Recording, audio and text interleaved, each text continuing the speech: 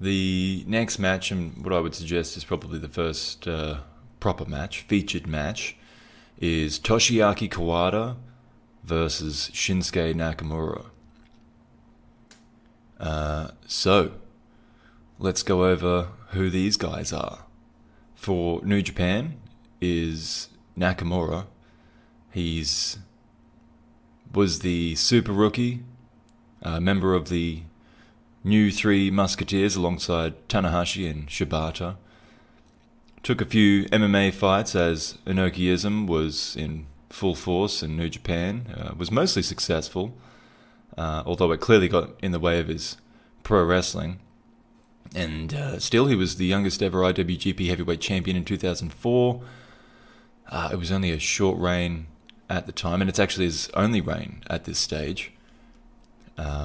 He since won the Heavyweight Tag Team Championship with Tanahashi, and he won the Under 30 Openweight Championship as well. But I think he's given that up at this stage. Yes, he would have. And then he did challenge for the heavyweight title again in 2006, but he lost to the champion at the time, Brock Lesnar.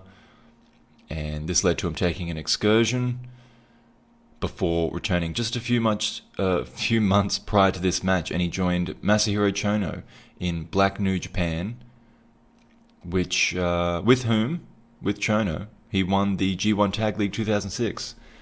And then he challenged for the heavyweight title again in December. For some reason, they rushed to that in December, just a month before this, and Tanahashi defended successfully. Still, the crowd seemed pretty behind him in this match, so...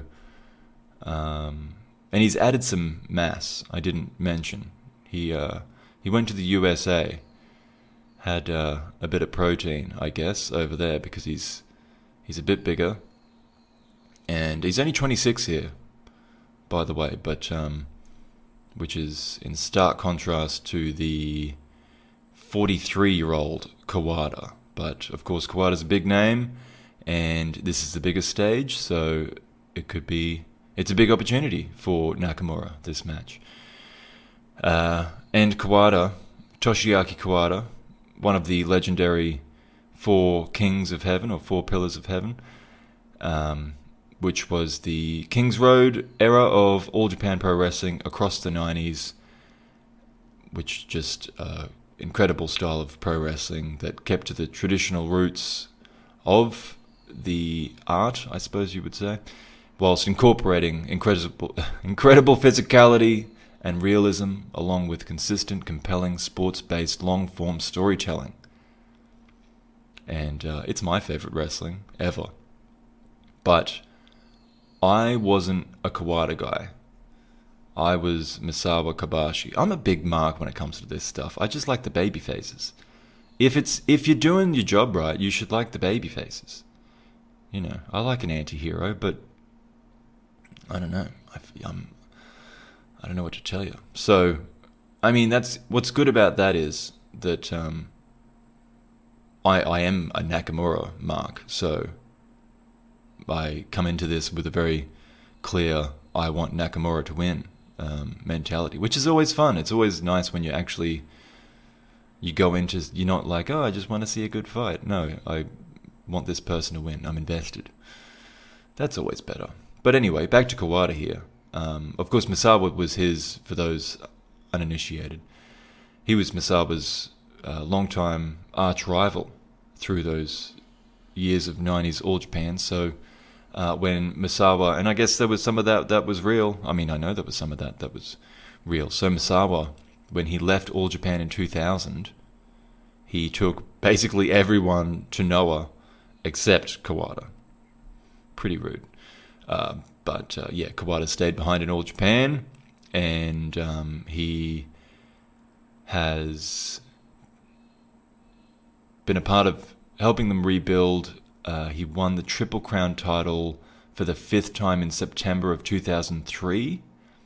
His first win of that title, for the record, being in 1994. But just as recently as 2005, he held that title when he was finally beaten by Kojima.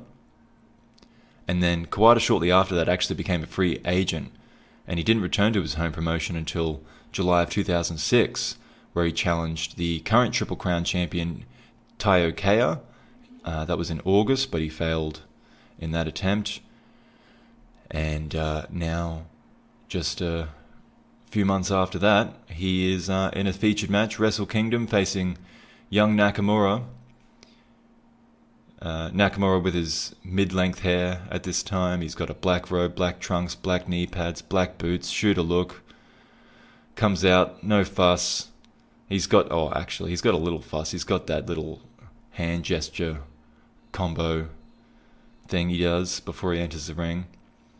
And then Dangerous K has his classic black and yellow outfit, and I think it might be a little extra stretched, but he's still in decent shape.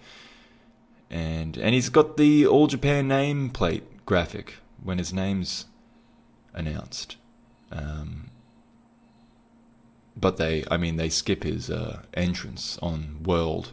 You can probably find it elsewhere if you were really interested, but I guess just they don't have the rights to that theme, I suppose, so they've had to cut that out on World. But